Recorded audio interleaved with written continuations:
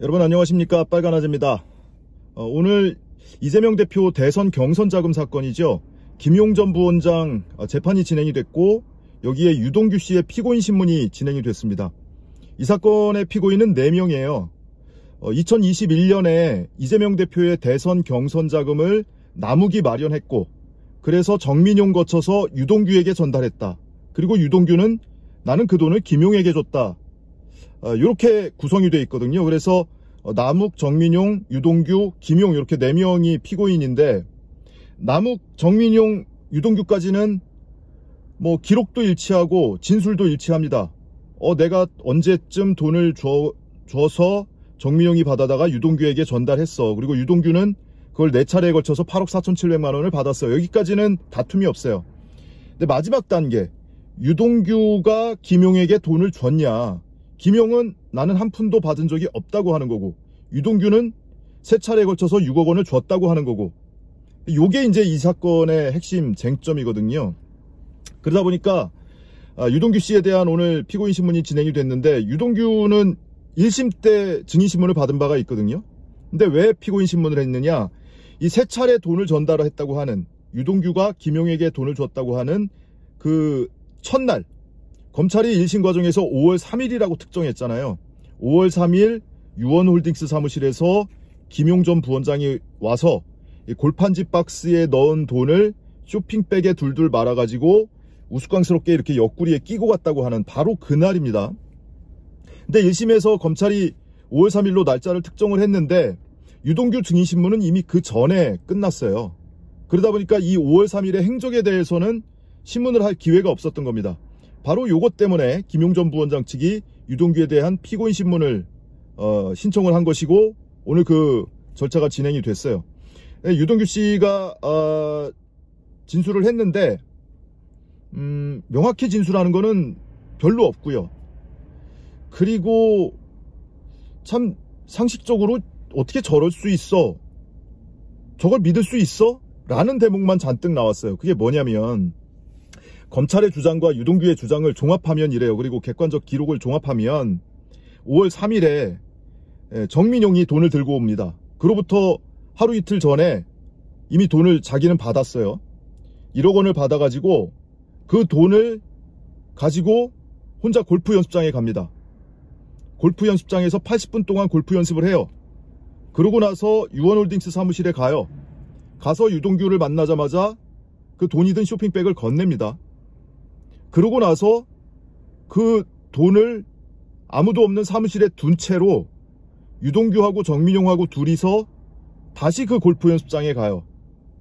가서 2명이 60분씩 1시간씩 이용을 하겠다라고 결제를 하고 골프 연습을 마치고 와서 유원홀딩스 사무실에 다시 돌아옵니다. 그런데 김용이 사무실로 와요. 그래서 유동규가 정민용 보고는 너 저쪽에 회의실 가 있어 라고 얘기를 하고, 김용을 맞이해서 1억 원이 든 쇼핑백을 전달합니다. 이게 유동규와 검찰의 주장을 종합하면 이런 시간순으로 이렇게 흐름이 구성이 되거든요. 근데 문제는 뭐냐? 유동규 씨는 김용에게 돈을 줬다고는 하고, 검찰은 그게 5월 3일이라고 하는데, 유동규는 그날 골프 연습장을 갔는지 다른 날 갔는지 기억이 안 난대요. 그리고 본인이 골프 연습장, 이제 객관적으로 골프 연습장 갔다 온 거는 명확한 팩트로 확인이 되는 거잖아요. 기록이 나왔으니까. 근데 유동규는 만약에 그날 내가 정민용한테 받은 돈을 사무실에 놓고 골프 연습장을 갔다면 그 돈을 사무실 내 책상 위에 올려놓고 갔을 거야. 그러면은 당연히 이런 질문이 나오죠. 야, 아무도 없는 사무실에 1억 원이나 되는 돈을 혹시 거기 금고 있어? 금고 없어요. 근데 그걸 책상 위에 그냥 올려놓고 갔다고? 유동규 씨는 거기 뭐 누가 돈 있는 줄 알고 거기를 도둑질을 하러 들어온다는 얘기야? 우리 사무실에 세콤도 다 돼 있고, 그래서 아무 상관없어. 근데 다만 그날인지 아닌지는 내가 모르겠어. 그리고 책상 위에 돈을 올려놓은 것도 기억이 나서 얘기하는 게 아니고 아마 그랬을 거야. 왜냐면은 1심 때 정민용 씨가 내가 유동규한테 돈 줬을 때 유동규가 그걸 책상 위에 올려놨다고 했거든요. 그러니까 이제 여기에 맞춘 진술을 하는 거죠. 갔다면 책상 위에 올려놓고 갔을 거야. 이렇게 진술을 하고 있고요. 그리고 내가 정민용하고 함께 골프 연습장에 간 적이 2번이 있는데, 한 번은 각자 차를 타고 가서 헤어졌고, 한 번은 한 차로 갔다가 사무실로 다시 돌아온 날이 있어.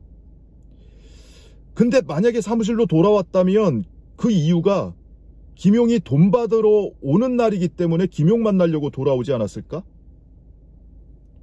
그러니까 기억이 명확히 나는 건 아니고 5월 3일 돈을 줬다라고 검찰이 특정을 했고, 그리고 그날 골프 연습장에 갔다 온 기록이 나오니까 아마 그랬을 걸 하고 무슨 시나리오 쓰듯이 이렇게 맞추고 있는 거예요.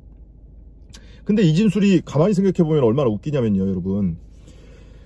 대선 후보의 대선 경선 자금을 업자들한테 돈 달라고 해서 처음으로 1억 원을 받는 날이에요. 유동규 씨는 그럽니다. 그 날짜를 어떻게 기억해? 또는 골프 연습장 갔다 온 날짜를 어떻게 기억해? 당신 같으면 기억할 수 있어? 라고 얘기를 하는데, 날짜를 기억하라는 게 아니고요. 정민용이 돈을 들고 와서 줘요. 근데 그 돈을 사무실에 놓고 정민용하고 같이 골프 연습장 갔다 와요. 그리고 김용이 와서 1억 원을 전달을 했다는 거예요. 그날 같은 날 이런 일이 있었다는 걸 기억을 못할 수가 있나요? 한 날 이루어진 일이라면? 더더군다나 유동규 씨는 정민용하고 같이 골프 연습장 갔다 온 게 그해 3월부터 9월 사이에 딱 2번밖에 없다고 하는 거고요. 본인은 연습장도 잘 안 간대요. 연습하는 거 싫어한대요. 근데 정민용하고 같이 연습장을 갔던 날 왜 갔냐면 정민용이 슬라이스가 난다고 해서 내가 그거 교정해주러 같이 갔다는 거예요. 정민용은 이날 2번을 연습장을 간 거거든요. 혼자 한 번 갔다 오고 유동규하고 또 한 번 가고. 근데 정민용도 그날이 김용이 돈 받으러 온 날인지 기억 못해요. 유동규도 기억을 못하긴 마찬가지예요. 근데 이렇게 저렇게 꿰맞춰서 이제 진술을 하고 있는 거예요. 아마 그랬을걸? 대선 후보의 경선 자금을 처음으로 받아서 전달하는 날이에요. 그리고 정민용하고 같이 골프 연습장을 간 것도 흔한 일도 아니에요. 근데 돈을 받아 들고 사무실에 놓고 같이 연습장을 갔다 와서 김용한테 돈을 줬다고 하는데, 김용이 미리 오기로 약속이 돼 있었다고 하는데, 그게 그날 같은 날 그 사이에 그런 일이 있었는지 기억을 못할 수가 있습니까? 그게 몇 년 지난 일이에요? 아니에요. 이 날짜는 김용이 돈 받아갔다는 날, 그리고 이들이 골프 연습장에 간 날은 21년 5월 3일입니다. 그리고 유동규가 검찰에 체포된 거는 그해 10월 1일이에요. 10월 3일에 구속이 됐죠. 그 구속되기 5개월 전에 있었던 일이에요. 정확하게 5개월 전에. 근데 그걸 기억을 못해요? 그래, 처음에는 진술 안 했다고 치자고요. 그 이듬해 재판받는 중간에 수사팀이 교체되고 이 부분에 대해서 빡세게 수사가 들어와요. 그래서 진심으로 대해준 검사님한테 감읍하여 사실을 진술하기 시작하잖아요. 그러면 불과 1년여 전의 일이에요. 그걸 기억을 못할 수가 있습니까? 누군가한테는 일생일대 한 번도 일어나지 않을 일이에요. 매우 특별한 날이잖아요. 근데 그날 정민용한테 돈 받은 날 내가 사무실에서 외출을 했었는지도 기억이 안 난다고 하고, 그날 골프 연습장을 갔다 온 건지도 기억이 안 난다고 하고, 그 돈을 어디에 올려놨었는지도 기억이 안 난다고 하고, 이런 상황에서 그날 김용이 5월 3일에 와서 1억 원을 받아갔다라고 유죄 판결을 할 수가 있습니까? 유죄 입증을 해야 되는 건 검사잖아요. 그러니까 1심 과정에서 야, 우리가 피고인이 방어권을 행사하려면, 알리바이를 입증하려면 날짜를 특정해줘야지, 시간 장소를 특정해줘야 될 거 아니야. 그래야 내 알리바이를 입증할 수 있잖아. 그리고 재판장도 자꾸 체근을 하니까 원래 공소장에는 4월 말에서 5월 초라고 돼 있어요. 공소장에는 5월 3일이라고 안 돼 있어요. 그러니까 검찰이 마지못해서 이렇게 기록을 살펴보고 진술을 보니까 5월 3일이야 라고 특정을 했고, 5월 3일을 전제로 해서 1심 유죄 판결이 나왔단 말이에요. 근데 정작 5월 3일에 행적에 대해서 물어보니까 유동규는 매우 소극적으로 진술하죠. 아, 그랬을 것 같은데 그날이었다면 아마 이런 일이 있었을걸? 꽤 맞춘 듯한 진술을 하는 거예요. 유동규한테 물어요, 변호인이. 너 검찰에서 그 골프 연습장 갔다 온 거에 대해서 조사받은 적 있어? 없대요. 전에 정민용한테도 물었었어요. 조사받은 적 있어? 있대요. 검찰이 묻고 자기가 답을 했대요. 남서울시 골프 연습장. 근데 기록은 한 줄도 안 남아있는 거예요. 그래서 변호인이 문서 제출 명령을 신청을 했어요. 재판부에. 그와 같이 진술한 조서가 남아있다면 제출해달라. 왜 제출 안 하냐. 검찰이 오늘 시인을 합니다. 조서에 기록 안 했어. 정민용과 조사할 때 골프 연습장 갔다 온 내용에 대해서 진술을 들었는데 기록을 안 했다는 거예요. 왜 기록을 안 했어? 기록이 아예 없다는 거야? 그랬더니 별 의미 없는 진술이어서 기록을 안 했다. 그러니까 자기들 입맛대로 기재를 하고 안 하고 한다는 거죠. 이걸 검찰이 오늘 시인을 했어요. 의미 없는 진술이라 기록을 안 했다. 왜 의미가 없습니까? 골프 연습장에 갔다 온 날이 5월 3일이에요. 그거는 객관적 물증으로 확인이 돼요. 근데 검찰은 5월 3일 날 돈을 받았다고 하는 거 아닙니까? 처음에는 정민용하고 유동규가 낮에 김용이 받아갔다. 오후에 받아갔다. 라고 하다가 검찰이 수집한 증거 자료를 변호인이 막 뒤져보니까 이날 오후에 얘들 2번이나 골프 연습장을 갔다 왔네? 그게 확인이 되니까 나중에 뭐라고 합니까? 그러면 저녁에 받아갔겠지. 6시 무렵에. 6시 이후에 받아갔겠지. 그러니까 5월 3일에 돈을 받아갔다고 낮에 오후에 받아갔다고 하다가 그날 얘들이 골프 연습장 갔다 온 거를 막 진술을 하고 조서에 작성이 되고 그러면은 이게 서로 일치하지 않으니까 이거 일부러 누락한 거라고 의심할 수밖에 없는 거죠. 자, 그러니까 유동규 씨가 매우 이렇게 소극적으로 진술을 하고 지금까지의 태도와는 매우 사뭇 다르죠. 그러면은 가능성은 한 2가지가 나와요. 유동규가 돈을 받아가지고 김용에게 주긴 줬는데 그게 5월 3일이 아닐 수도 있어. 왜냐면 골프 연습장 갔다 온 거는 5월 3일이 명확하니까 5월 3일이 아닐 수도 있어. 그렇다면 5월 3일 외에 김용이 와서 돈 받아간 날이 나와야 되잖아요. 근데 김용의 기록상 2월 4일과 3월 24일 외에는 그 이후에 유원홀딩스를 방문한 기록이 없어요. 그리고 오늘 유동규도 진술을 합니다. 김용이 유원홀딩스 사무실 몇 번 왔다 갔어? 2번 왔다 갔어요. 2월과 3월. 근데 유동규가 김용에게 줬다고 하는 나무기 마련한 돈 받았다고 하는 날은 그건 5월 3일이잖아요. 그리고 그 돈이 마련된 거는 김용이 마지막으로 갔었다고 하는 3월 24일 이후에 마련된 돈이거든요. 그러니까 기록과 진술이 일치하지 않는 거예요. 그러니까 김용 전 부원장 측에서 5월 3일에 유원홀딩스 안 갔어요 라는 것을 입증하기 위해서 제출한 게 뭡니까? 구글 타임라인이에요. 앞뒤 한 6개월치의 매일매일의 행적을 동선이 기록되어 있는 구글 타임라인을 증거로 제출했죠. 법정에서 이제 몇 달간 그거를 채택한 해 만에 다퉜는데 오늘 재판부가 결론을 내렸습니다. 자, 변호인이 제출한 감정 신청서 여기에 대해서 검찰이 반박 의견서를 내. 그러면 이걸 가지고 우리 법원 감정인 한 10명 되는데 그 사람들한테 한번 보내볼게. 니들이 이거 법정에서 검증하고 감정해 줄래? 그래서 그 중에 한다는 사람이 있으면 그 사람 불러다 놓고 법정에서 감정을 하자. 근데 만약에 법원 인력풀 중에 나오겠다는 사람이 없으면 변호인이 감정신청서 제출할 때 도움을 받았던 사감정인, 그 사감정인을 법정에 출석을 시켜서 진술을 한번 들어보자. 그 경우에는 검찰 측, 대검 포렌식 전문가나 대검 전문가가 나와서 서로 교차 검증을 하고 반박을 하고 하겠죠. 이런 절차로 진행하기로 했습니다. 그게 7월 1일. 이게 이 재판의 항소심 마지막 절차예요. 그것까지만 하고 이제 종결하기로 했습니다. 근데 만약에 법원 감정인이 나오든 사감정인이 나오든 핵심은 이거거든요. 그 구글 타임라인에 기록된 동선이 얼마나 정확하냐. 왜냐면 2월 4일, 3월 24일은 있어요. 유원홀딩스 방문 기록이. 근데 정작 5월 3일 유동규가 돈 줬다고 주장하는 5월 3일에 거기 방문 기록이 없거든요. 타임라인 상으로는. 근데 그것이 어느 정도 정확하다. 검찰은 그게 위변조 됐을 수도 있어 이런 주장을 하는데 위변조 그거 확인해보면 되고요. 그래서 오죽하면은 그 로 데이터 확인하라고 김용 전 부원장의 구글 계정을 패스워드 비번, 심지어 이중 인증까지 해야 되잖아요. 그것까지 다 풀어놓은 노트북 통째로 제출하겠다는 겁니다. 필요하면 노트북도 제출할게. 이중 인증한 거. 나 한번 봐봐.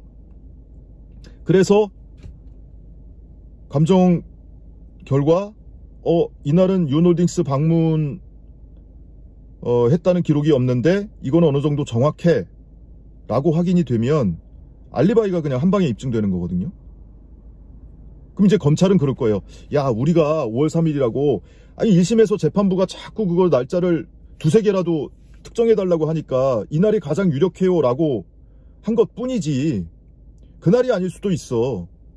그리고 이런 사건은 뭐 그때 무렵이라고 해도 대충 그냥 비슷하면 유죄 판결하는 거야. 뭐 이런 주장을 아마 할 겁니다. 그래서 이 5월 3일 이 타임라인 감정하자는 얘기가 나왔을 때부터 검찰이 굉장히 수세적으로 전환했죠. 우리가 특정한 거 아니야. 근데 5월 3일을 전제로 1심 판결이 나왔거든요. 그러면 다른 날을 입증을 해보든지요. 방문 기록이 없다. 그날 2월과 3월 외에는. 자, 그래서 7월 1일 어쨌든 이 구글 타임라인에 대한 감정을 진행을 하기로 했고요. 김용전 부원장 측에서는 구글 코리아에 사실조회 신청도 했습니다. 그래서 재판부가 보내서 회신이 왔는데 구글 코리아에서는 그건 우리 권한 아니다. 미국 구글 본사에 물어봐라 라고 얘기를 했대요. 그렇게 회신을 보낸 거예요. 근데 그 회신서에 미국 구글 본사 담당자 아마 이메일 주소를 함께 보낸 모양입니다. 그래서 변호인이 재판장한테 제안을 한 거예요. 이거 언제까지 이거 하드카피 문서, 종이 문서로 왔다 갔다 하냐. 그러면은 뭐 1년 가까이 걸린다는 얘기가 나오는 거니까 거기 이메일 주소도 있더라. 그러니까 이 이메일로 사실조회 하듯이 재판부 명의로 그 질문 답변 받아보면 어떻겠냐라고 얘기를 했더니 재판부가 다시 변호인단에 공을 던졌어요. 그러지 말고 우리 재판부가 함부로 나설 수는 없으니까 변호인이 먼저 메일 보내봐. 이런 내용에 대해서 답해줄 수 있니? 그리고 이 사법부 명의로 재판부 명의로 질의를 하면 이 이메일로 공신력 있게 답변해줄 수 있니? 그래서 그쪽에서 할 수 있다고 하면 그때 우리가 보낼게. 이렇게 정리가 됐어요. 그러니까 투트랙이죠. 구글 본사에 이메일로 조회를 한다. 그리고 감정검증인을 불러서 실제 감정검증을 하고 진술을 듣는다. 이 투트랙만이 남아있어요. 그래서 이 항소심 과정에서 최대의 쟁점인 5월 3일의 행적에 대해서는 이 두 가지 절차만 거치면 이제 마무리가 될 겁니다. 검찰이 그렇습니다. 이 본인들의 주장에 배치되는 진술이 나오면 그 진술을 조서에 기록을 안 하는 거예요. 기재를 안 하는 거예요. 그리고 나중에 들통나면 그거 별로 이 사건 공소사실과 별 연관성이 없어서 기재 안 했어, 제출 안 했어. 한두 번 보는 게 아니잖아요. 여러분 제 방송 봐오신 분이라면 다른 사건에서도 늘 쓰는 수법, 그리고 이 사태까지 제가 예견을 하지 않았습니까? 그런 수법이 이번에 또 나온 거예요. 어쨌든 직접 연관 없어서 기재 안 했다라는 사실을 검찰이 오늘 고백을 했다, 법정에서. 이런 점이 확인이 됐고, 유동규 씨가 글쎄 모르겠습니다. 이 증인신문이 아니고 피고인신문이기 때문에 증언 거부권도 있고요. 그리고 위증에 대한 처벌 위험도 없거든요. 근데 아무래도 선서는 안 해도 이 피고인신문도 증인석에 앉아서 진행을 합니다. 그러다 보니까 조금 부담스러운 것인지, 적극적으로 무슨 허위 진술을 하기에는 부담스러운 것인지 이렇게 발을 빼요. 그날 나 그런 기억이 없는데 아마 그날이라면 그래서 그랬을 거야. 이런 식의 진술을 합니다. 그러니까 그것을 합리적 의심의 여지를 다 배척할 정도로 유죄가 입증됐다고 볼 수 있느냐. 물증이 없거든요. 돈 받아갔다는. 유동규의 주장만 있는 거예요. 유동규의 주장만. 근데 유동규마저도 그날 본인의 동선에 대해서 정확히 기억을 못한다고 하는 겁니다. 그러니까 그 상태에서 의심의 여지를 다 탄핵하고 명확히 입증됐다고 볼 수가 있냐. 이걸로 유죄 판결을 할 수가 있는 것이냐. 이런 의문이 남는 겁니다. 만약에 김용전 부원장이 돈을 받아갔다고 유죄 판단이 나오면요, 이재명의 대선 경선 자금입니다. 그게. 그러면은 그 판결을 근거로 이 검찰이 또 이재명 대표에 대해서 이것도 기소 카드를 또 만지작 할 거예요. 그래서 이 사건도 또 중요하다. 이런 말씀을 드리고, 내일은 이재명 대표 본인 이제 공판이 또 있습니다.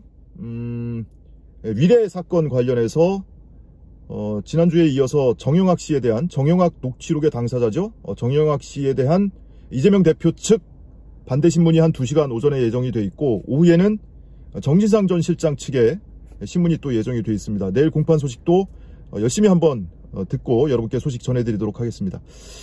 여기서 마치겠습니다. 고맙습니다.